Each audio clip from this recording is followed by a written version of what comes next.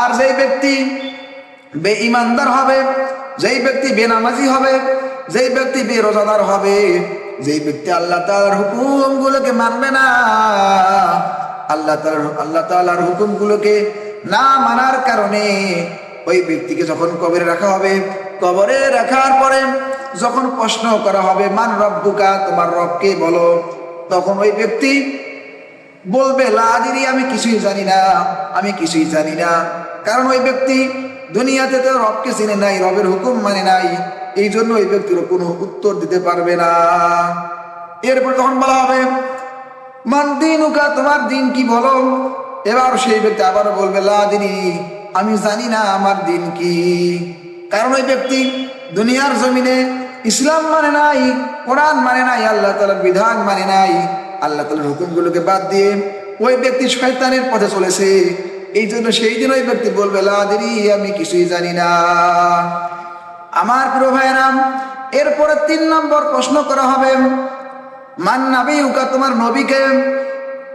এই ব্যক্তি এবার নবীকে যখন এই ব্যক্তির সামনে দাঁড় করানো হবে, নবীকে যখন দেখানো হবে, এই ব্যক্তি বলবে লা আদরি, আমি চিনি না। চিনবে কেমনে?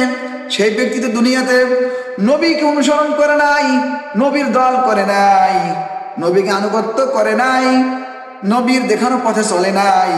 এই জন্য সেই ব্যক্তি সেই দিন নবীকে চিনতে পারবে না, বলবে লা আদরি, লা আদরি, আমি কিছুই জানি না, আমি কিছুই জানি না।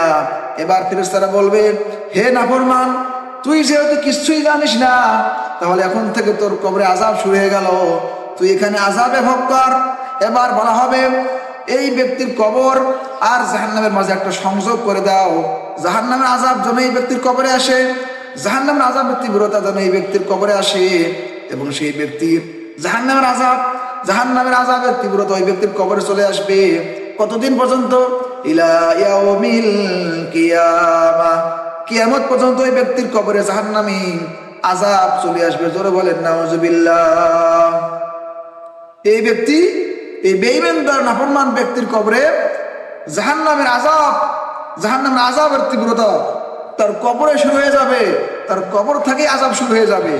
আমার প্রিয় ভাই, এই জন্য কবরের আযাব থেকে বাঁচার জন্য অবশ্যই আমাদেরকে তাকওয়াবান হতে হবে, আমাদেরকে ঈমানদার হতে হবে, আমাদেরকে পাক্কা নামাজি হতে হবে।